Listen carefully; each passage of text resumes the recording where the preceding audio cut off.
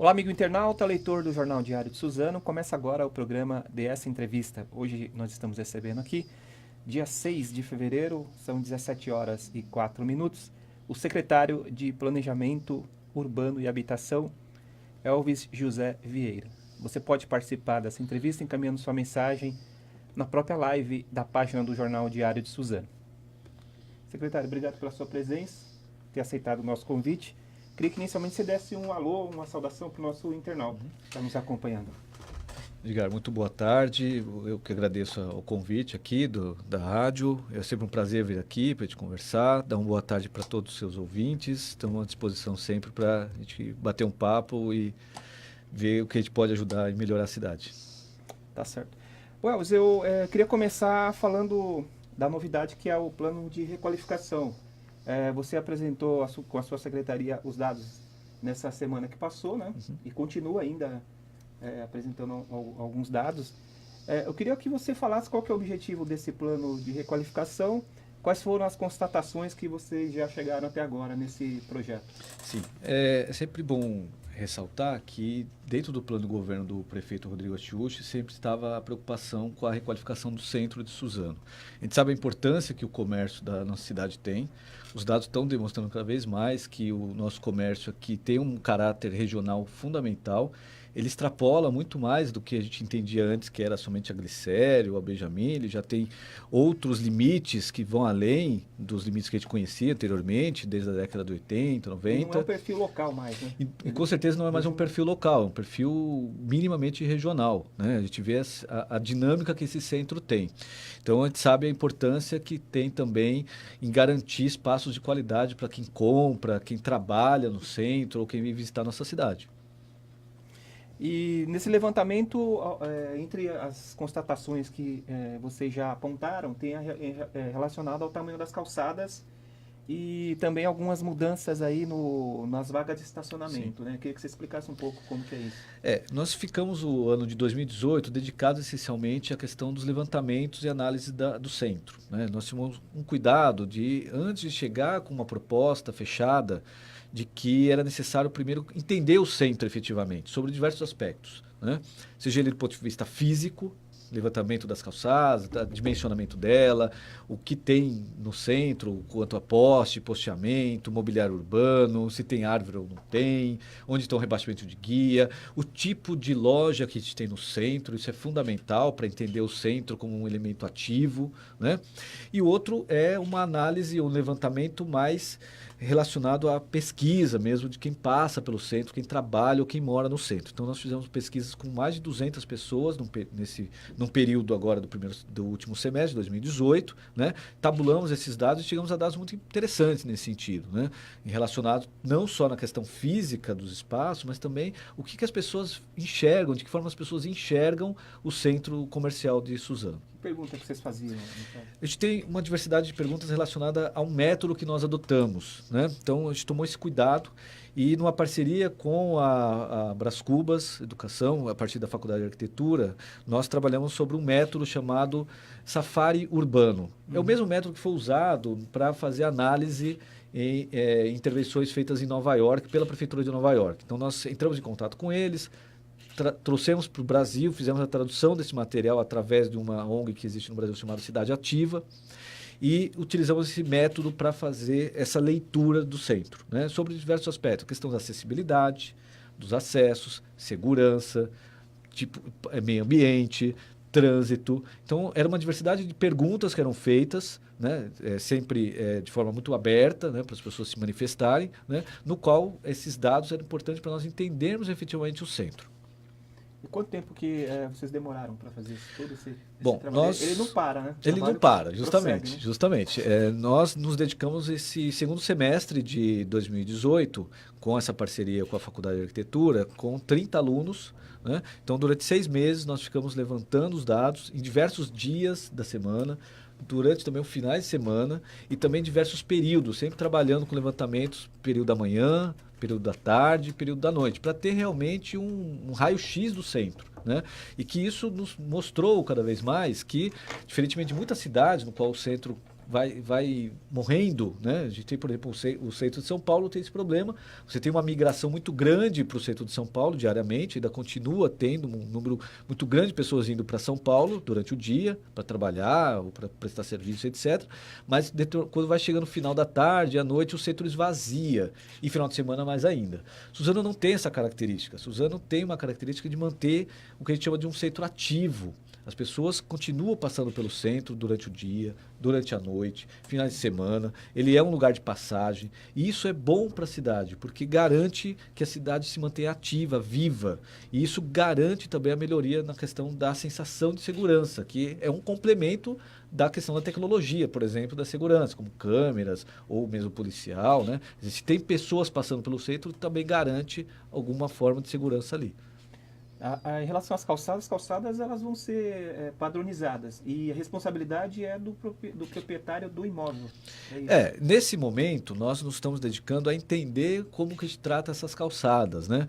Porque o centro tem uma calçada que não, tem que garantir tanto a acessibilidade para quem passa pelo centro, tem que garantir, ao mesmo tempo, um espaço de permanência para quem vai estar fazendo compras, por exemplo. Né? Então, você tem o lugar de passagem, você tem o lugar de permanência e também tem que ter um espaço, segurança, né? E o espaço para mobiliário urbano, por exemplo, posteamento.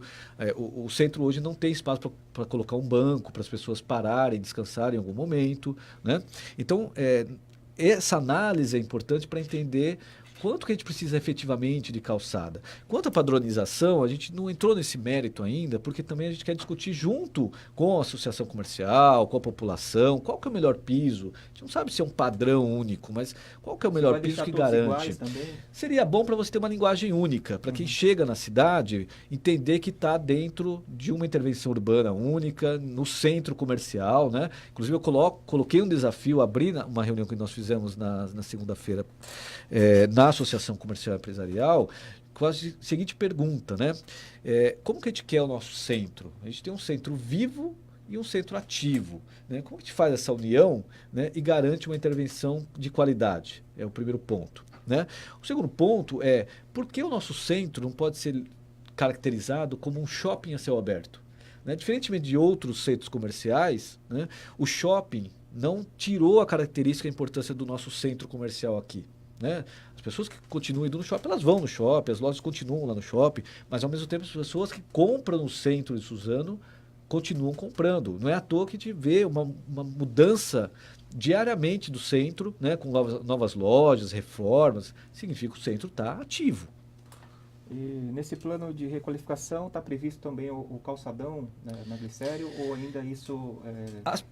As pesquisas demonstram que talvez fechar a Glicério não seja o momento. Né? Inclusive, pesquisas que nós fizemos sobre outras cidades demonstram que o calçadão nem sempre é a melhor solução, porque ele tirar o carro 100% faz com que também tire as pessoas de se movimentarem por ali. Né? O que é certo, e que a pesquisa demonstra, é que as calçadas realmente estão subdimensionadas para a capacidade que o comércio tem hoje. Né? Quando nós temos um comércio que atrai muitas pessoas, né? Só para você ter uma ideia, tem trechos da Glicério, né? Por exemplo, né? Que passam mais de 2.000 pessoas a cada hora. As calçadas não estão suportando isso, então a gente precisa pensar talvez um alargamento de calçada. Óbvio que isso tem um preço, né? E o preço, que é outro debate que tem que ser feito, eu não tiro o automóvel, mas talvez eu tenha que remanejar as vagas de automóveis, de alguma forma. Né? Então, é uma balança que a gente coloca aqui. E o calçadão causa um impacto grande no trânsito. Sem dúvida, sem dúvida. Né? Ele pode ser, no primeiro momento, uma solução, mas a longo prazo pode ser um problema porque determinado horário, talvez não passar o carro, pode criar conflitos de segurança muito grande.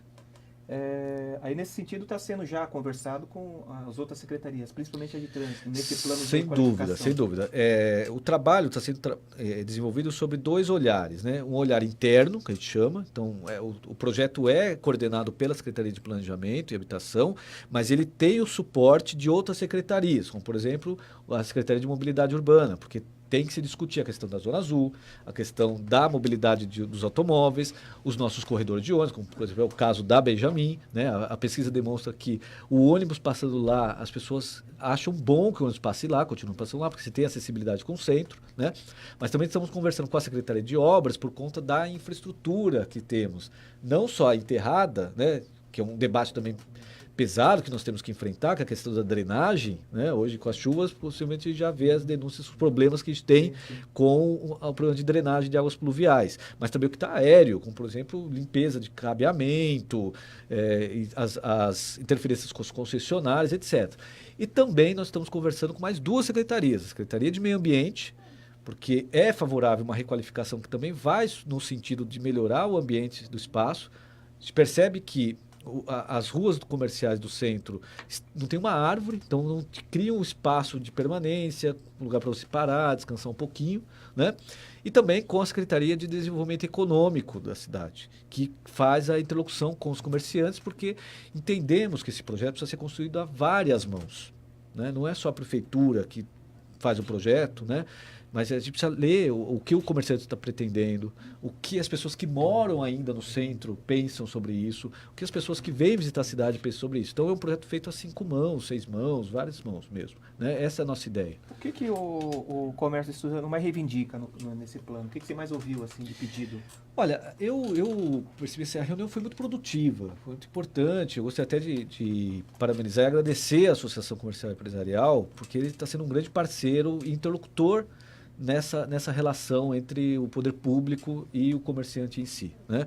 E a gente percebe que há um anseio do comerciante em realmente requalificar o espaço, né? É uma troca que é feita, né? Quer dizer, olha, nós melhoramos o espaço público e, em contrapartida, o comerciante melhora o espaço da loja.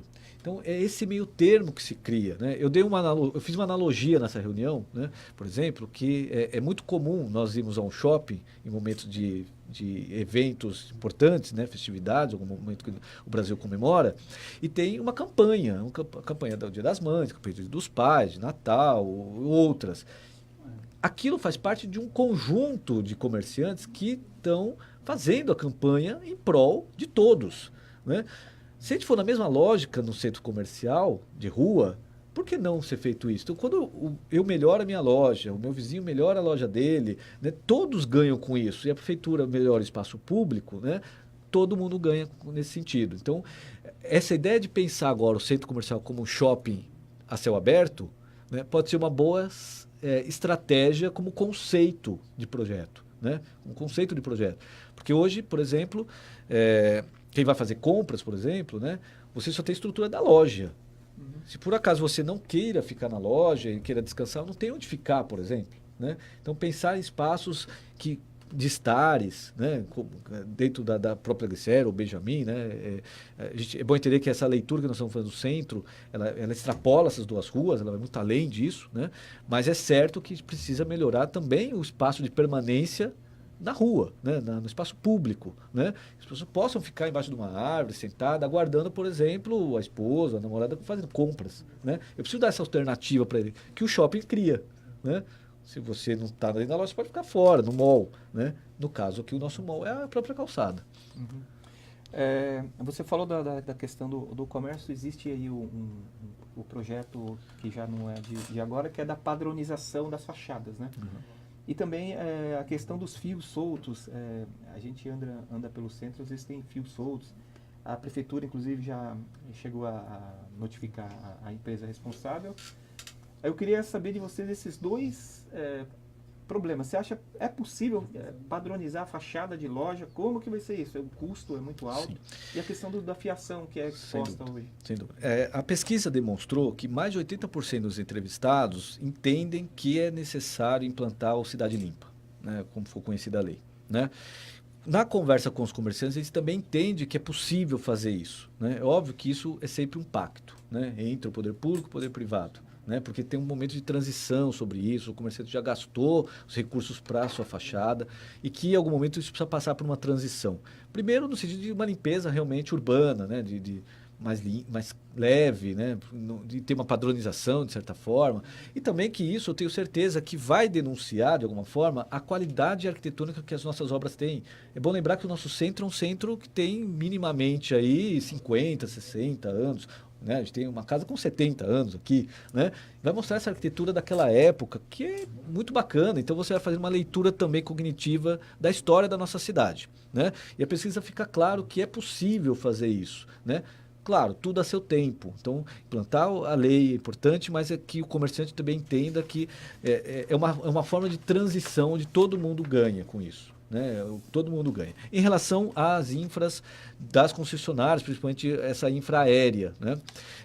A gente sabe também que é possível. Né? Numa primeira ação que foi feita, alguns meses atrás aqui no centro, nós removemos, em questão de uma semana, 800 quilos de fiação que não eram utilizados.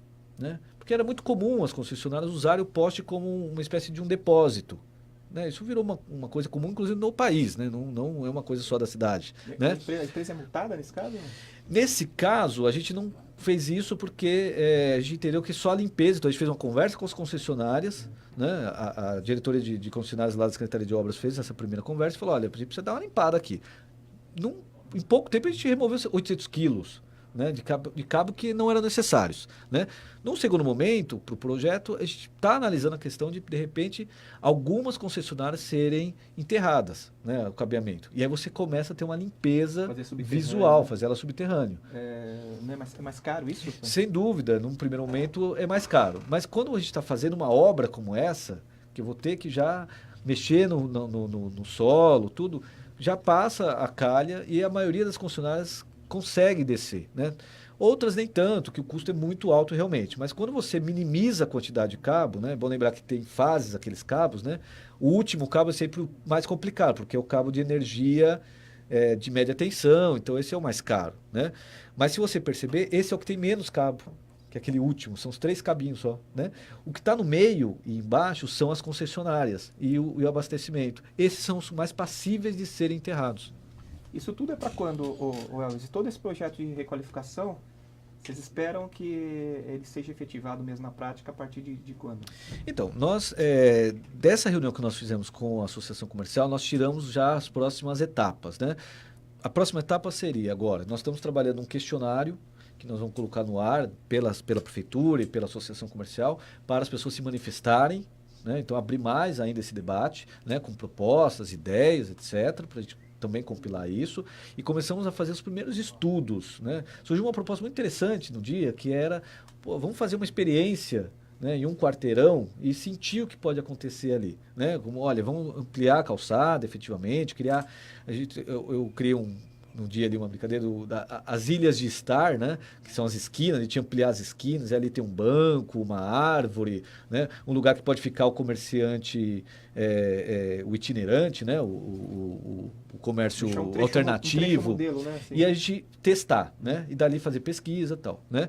Porque, claro, que isso tem custos. Né? A prefeitura está se preparando para isso, então nós entramos com solicitação nos ministérios, buscando recurso. Né? Então, isso também depende muito também desse recurso chegar, mas há uma intenção de que, minimamente, esse ano a gente já comece a fazer as primeiras experiências. Né? E há um desejo do governo que nesse governo a gente consiga concluir essa proposta. Certo. Um outro problema que tem na cidade é em relação aos prédios abandonados. Tem muita quantidade de prédios abandonados, pichados. Uhum. Como que é a solução para isso? Como que vai se dar? Eu sempre defendo que é sempre uma troca que deve ser feita. Né? Então, num primeiro momento, o projeto ele não tem que ser feito só como piso. Né? Tanto que a leitura que nós fizemos é sempre tridimensional. Nós fazemos análise de piso, de parede, né, de teto, né, se tem toldo, se não tem. E quando a gente olha a teto, a gente acaba olhando, né, o horizonte. Né, e aí acaba tendo, infelizmente, algumas obras no centro ao longo do tempo foram se deteriorando ou estão abandonadas, etc. A nossa estratégia é conversar com esses proprietários ou com empresários e entrar num consenso de que ou de reformar ou entrar com arte pública, né? Uma parceria bacana com a Secretaria de Cultura, que já teve algumas experiências aqui, que a gente vê que dá muito certo, né? E aí você cria realmente essa sinergia, né? De todo mundo estar trabalhando em prol da qualidade do centro. Essa é a nossa estratégia. E tem um número de prédios abandonados catalogados já? Olha, Você sabe? hoje eu não tenho esse número exato, obviamente, mas eu acredito que não chega um número tão grande como cidades aí afora, né? A gente sabe que é possível a gente conseguir isso, né?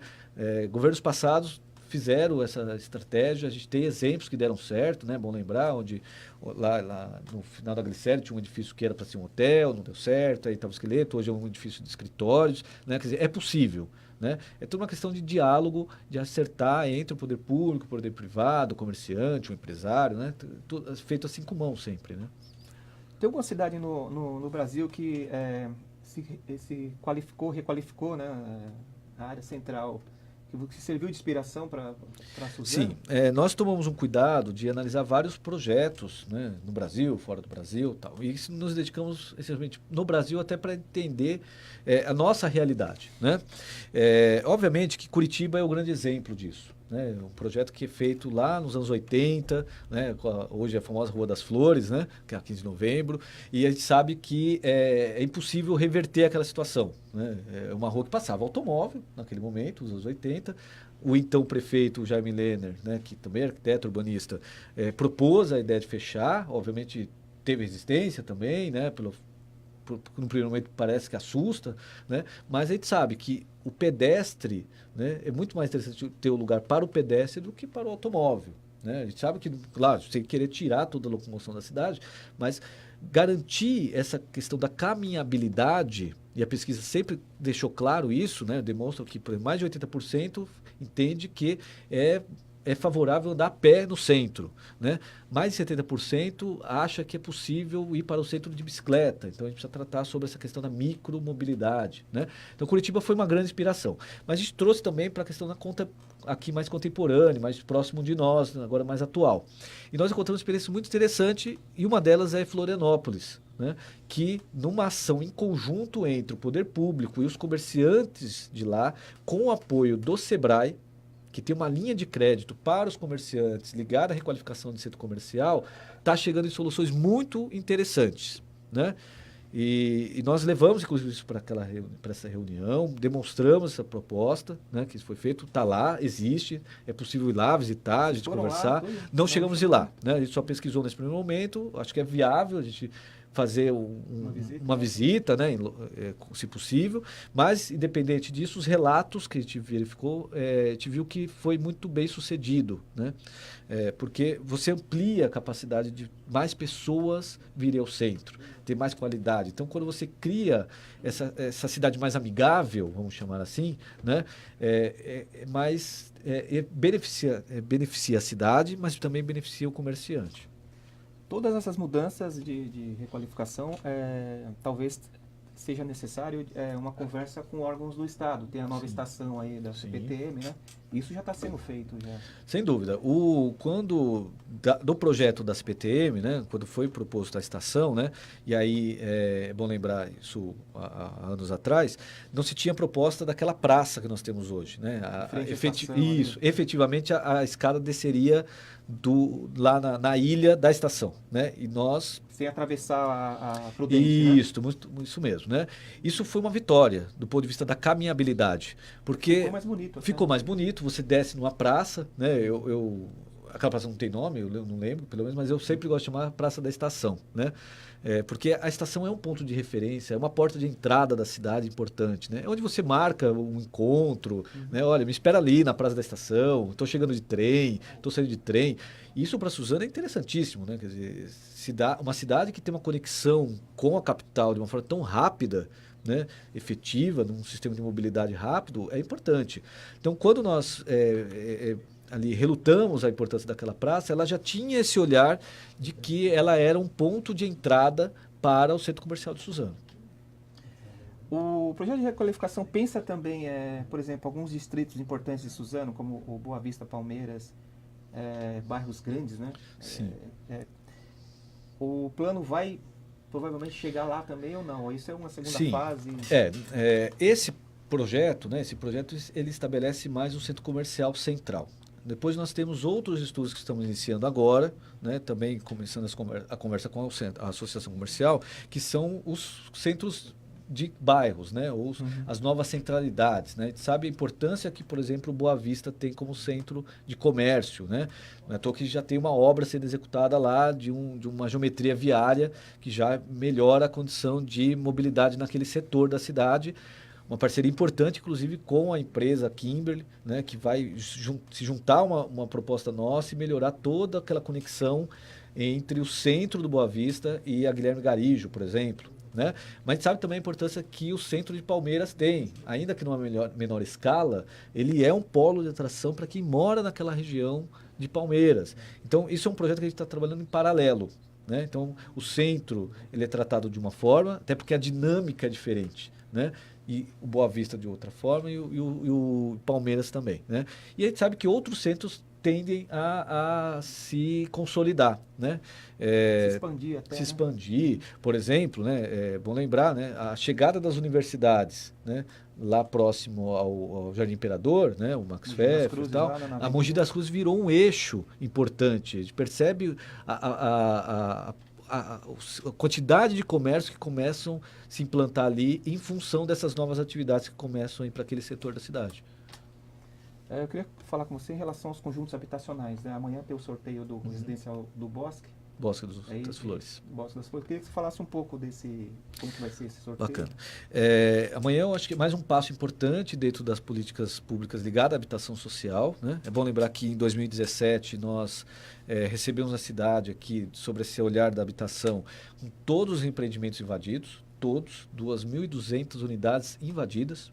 Nós fizemos um trabalho intenso de fazer a reintegração de posses sem nenhum tipo de agressão, sem nenhum tipo de problema, tudo de forma correta. Hoje nós temos todos já empreendimentos entregues, né? Já foi entregue o ano passado, os empreendimentos ali também no Boa Vista, né? Ali dos Fernandes, no estado dos Fernandes. No bairro dos Fernandes, né? Não no estado dos Fernandes, mas o bairro dos Fernandes, né? Os empreendimentos estão todos retomadas as obras, né? E no caso do Bosque das Flores, é bom lembrar que ele tinha sido invadido, nós conseguimos fazer a reintegração, retomamos as obras, né? Lá é um projeto importante do PAC, né? É o Minha Casa Minha Vida PAC, então é uma coisa diferenciada, porque ele é específico para as famílias do Badra, em função do projeto do Badra, tá? Da requalificação do Badra. Então são 500 unidades, né? E agora nós estamos indo para a próxima fase, que é uma fase que é muito gratificante nesse momento, né? Amanhã, às 9 horas, lá no Paulo Portela, nós vamos receber essas famílias que já foram aprovadas pela Caixa Econômica, tá? Então é bom lembrar que passou por todo aquele processo que nós passamos, tá? E eles vão escolher o próprio apartamento. Como que é isso, né? Quando nós, né, vamos comprar um apartamento, né, eu vou lá, olho o material e falo, olha, eu quero morar no segundo andar do lado B, por exemplo, né? E por que não essas pessoas, né, do Minha Casa também não teriam esse direito? Então, é esse método que a gente vai fazer. Nós já fizemos uma visita com as famílias no local, eles entenderam como funciona o empreendimento, onde que é o bloco A, bloco B, bloco C, primeiro andar, segundo andar, terceiro andar, por exemplo, quarto andar, né? Lado A, lado B, e lá nós entregamos uma ficha para eles, no qual eles escolhem 3 unidades onde ele desejaria morar. É feito por sorteio. É feito por sorteio. Primeiro lá vai e escolhe. Então. Isso, então nós vamos amanhã sortear o nome, a pessoa desce e fala, eu quero morar no tal apartamento. Por que nós pedimos 3? Porque pode ser que aquele apartamento que ele escolheu, outra pessoa já sorteada escolheu antes. Tá? Mas ele tem o direito de escolher onde ele quer morar. Se ele quer morar no térreo, se ele quer morar no último andar. Né? Obviamente que os apartamentos adaptados são todos no térreo. Né? Então só tem o sorteio para escolher qual bloco ele mora, né? Mas ele sempre fica no térreo, obviamente. Né? Então eu acho que é uma fase muito interessante, porque coloca uma condição que é a condição de qualquer um tem o direito de escolher qual apartamento vai morar. Né? É uma fase importante. Feito isso, nós encaminhamos esses documentos para a Caixa e a Caixa começa o processo de produção dos contratos. Né? E assim, no contrato, a entrega efetiva da obra. Há uma projeção aqui nossa, em conjunto com a Caixa Econômica, é bom lembrar que sempre eu tenho que ter autorização da Caixa, mas se tudo der certo, ainda esse semestre a gente está fazendo a mudança dessas famílias. E ainda existe apartamento para ser reintegrado? Não, reintegrado não. A gente tem apartamento agora em obras, né? Então, concluindo o processo todo agora do Bosque das Flores, o próximo, provavelmente, dentro do cronograma, é o Nova América, tá? E aí, que também foi uma das últimas reintegrações que nós fizemos. Depois ainda tem o Santa Cecília, que foi efetivamente a última reintegração, tá? É uma obra mais delicada, no caso do Santa Cecília, ele sofreu muitos danos na saída das famílias, né, que estavam lá que invadiram, né? Mas está tudo dentro de um cronograma acertado sempre com o Ministério do Desenvolvimento Regional. O que aconteceu com esses apartamentos? Por que foram invadidos? Falta de fiscalização? Demora para entrega? Então, a princípio, assim, durante o processo de obra, a responsabilidade é da construtora e da Caixa Econômica Federal. A prefeitura ela é responsável pela demanda. Então, ela cuida de fazer indicação, controlar tudo, né? É bom lembrar que o sorteio ele é homologado pelo Ministério Público, nós tomamos cuidado. Tem um sistema que foi desenvolvido por nós lá, o sistema de sorteio randônico, então não tem a mão de qualquer funcionário que está ali, né? É um sistema confiável, já homologado pela Caixa, já homologado pelo Ministério Público, tomamos esse cuidado, né? Mas, efetivamente, a responsabilidade fica sobre a mão da construtora e da Caixa Econômica Federal. Né? É óbvio que nós vamos monitorando isso, né? Mas infelizmente existem grupos organizados que acabam burlando esse sistema, ou tentando burlar esse sistema, que é o correto, de entrar na fila, participar do sorteio, né? E ter o direito à moradia. E como que está hoje o déficit habitacional em Suzano? Não sei se vocês têm essa medição. Bom, em 2017 nós fizemos um recadastramento, né, do programa de quem estava cadastrado. Bom lembrar que naquele momento tinham em torno de 17 mil famílias cadastradas. No recadastramento esse número caiu para 4 mil e poucas famílias. E isso se explica por diversos fatores, por exemplo, né? Não era um sistema único, né? Hoje a gente tem um sistema único via online, que a gente já cruza os dados, né? Então, se foi cadastrada uma família, ele não consegue escrever novamente, por exemplo, a esposa escreve, o marido escreve, né? Ele é um cadastro único. Nisso já caiu muito, porque não tinha um método único, né? Já se cruza também com o CadÚnico, né? Então, que cruza sistemas, por exemplo, se aquela família já teve, em algum momento, já tinha sido sorteada, ou já teve um apartamento CDHU, etc. E aí o próprio programa, o próprio sistema derruba. Né? Não é uma coisa que o secretário ou qualquer pessoa, funcionário vai lá e tira a pessoa, mas é o sistema, porque cruza com a Caixa Econômica Federal, cruza com o CDHU e cruza com o CadÚnico. Isso fez com que nós chegássemos a um número de 4.200 famílias. Só que, infelizmente, eu tinha 2.200 unidades em construção. Né? Então, obviamente, a gente ainda tem um número considerável que a gente não consegue atender nesse primeiro momento. Né? Há um trabalho sendo feito de pensar estratégias de que garanta a retomada de novas construções. É bom lembrar que o governo federal, quando o Temer assumiu, ele simplesmente extinguiu o programa no faixa 1, que é o que nos interessa, onde a prefeitura tem o domínio de fazer a indicação. Né? Aquelas famílias mais carente, que realmente, né, precisam, de 0 a R$ 1.800 de salário de renda familiar. Tá? Então a gente ficou sem respaldo das construtoras, porque não se tinha o recurso. Né? Uma alternativa é trabalhar ou o programa Minha Vida Entidades, e a gente percebe que algumas entidades que estavam homologadas pelo Ministério começaram a se mover nesse sentido. A gente já está recebendo alguns projetos lá na prefeitura nesse sentido, de garantir a construção a partir de uma entidade. A diferença é que a prefeitura não indica, é a entidade junto com o Ministério. Né? A prefeitura apenas acompanha a aprovação do projeto e acompanhamento de obra, só isso, né? Fiscalização no caso. Né? Mas é um número fechado de famílias que estão na entidade. E que sempre eu reforço, né? É um bom caminho, né? Se for uma entidade séria, organizada, né? E a gente tem bons exemplos na cidade. Né? Nesse governo eu tive o prazer de entregar, por exemplo, o Habite-se, o Ocupe-se, num empreendimento na zona norte da cidade, feito através desse sistema, né, de entidades, ou por mutirão. É muito prazeroso, porque a família está ali construindo para ela, efetivamente. Né? E aí tomar esse cuidado, porque se a pessoa vai para a entidade, ela está ajudando, ela está pagando algumas coisas, mas precisa ser uma entidade séria, né, homologada, que quer fazer um trabalho sério. Mas é um bom caminho, é um bom caminho. Só que a prefeitura não indica nesse momento. Né? É um trabalho paralelo de uma outra alternativa que o Ministério tem de produção habitacional. Certo. Bom, a gente está caminhando para o final da entrevista, mas eu acabei deixando passar batido uma pergunta que eu ia fazer para você, vou fazer agora, Claro. que é a questão da acessibilidade. Como que a prefeitura está pensando em relação à acessibilidade no centro, né, na Sim. área comercial central, para atender aí os deficientes? A questão da acessibilidade, ela vai permear, inclusive, várias questões, né? Vários projetos, planos, leis, etc. Né? Ela já foi tratada um pouco como estratégia no plano diretor, que foi elaborado em 2017, a importância da acessibilidade, como a gente ia tratar. Estamos hoje discutindo dentro da lei de uso, ocupação e parcelamento do solo, né?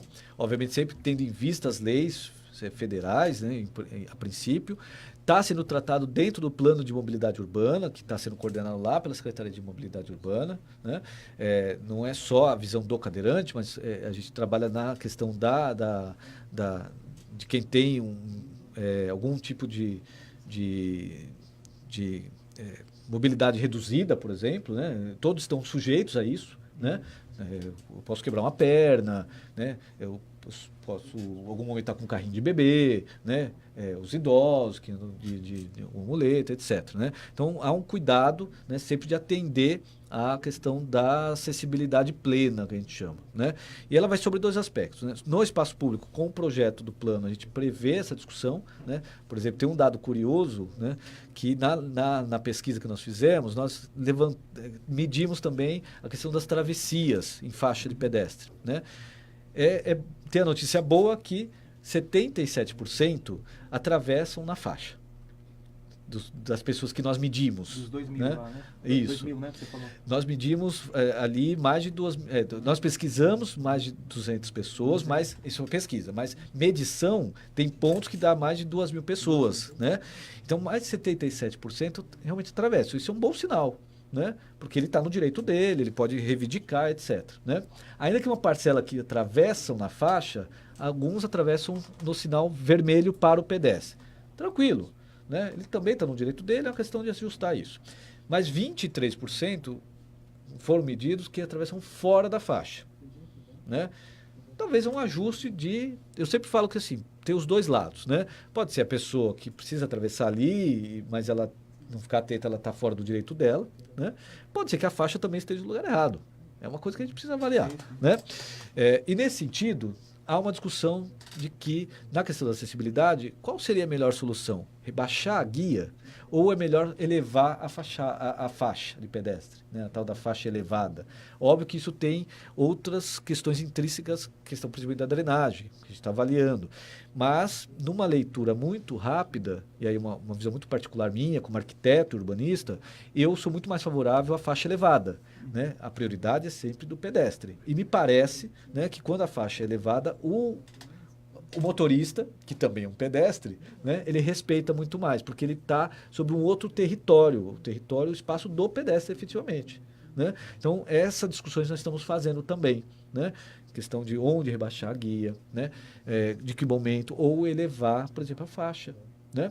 Por outro lado, todos os projetos são aprovados hoje na prefeitura, os projetos particulares, né? É cobrado a lei de acessibilidade. Né?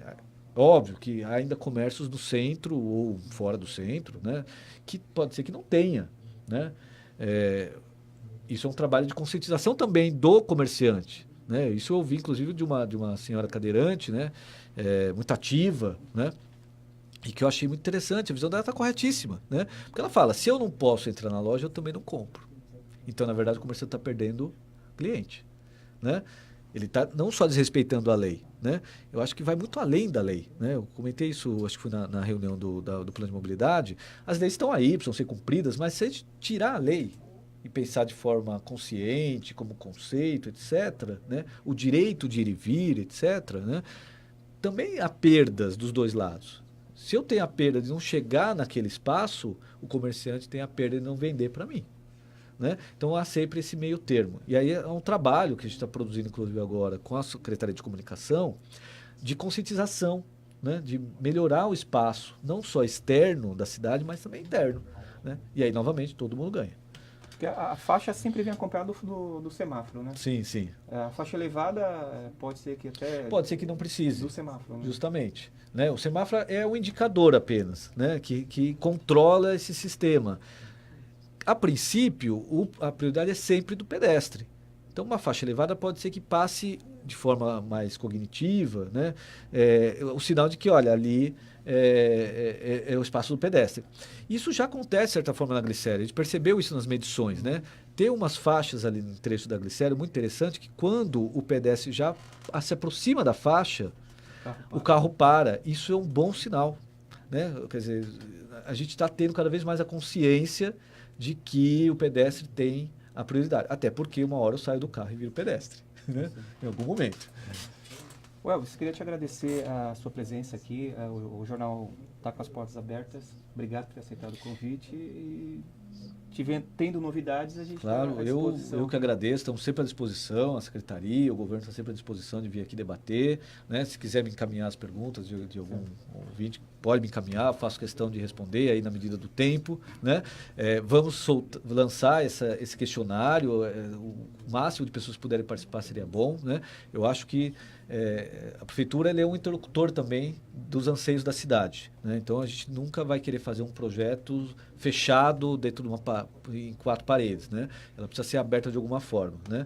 Então, assim, sugestões são sempre bem-vindas, né? Então, eu tenho certeza que tem muita gente aí na cidade que quer ajudar a cidade a melhorar, que gosta da cidade. A gente sente isso nas audiências, né, públicas. A pessoa pode mandar para onde as sugestões? Tem algum Nós estamos criando um e-mail e-mail específico agora, mas a princípio, se achar necessidade, quiser já, pode encaminhar por e-mail da Secretaria de Planejamento, é o smppuh@suzano.sp.gov.br, tá? Que é a Secretaria Municipal de Planejamento Urbano e Habitação. Tá? No primeiro momento pode encaminhar para lá, não tem problema, e depois a gente está criando agora um outro mecanismo, um link, como a gente já fez com outras pesquisas, né? O plano diretor a gente fez isso, plano de mobilidade, para fazer uma pequena pesquisa, ampliar esse leque de discussão na cidade. Tá certo. Muito obrigado mais uma Eu vez. que agradeço. Um grande abraço. Queria agradecer também você, amigo internauta, pela companhia. E até a próxima entrevista.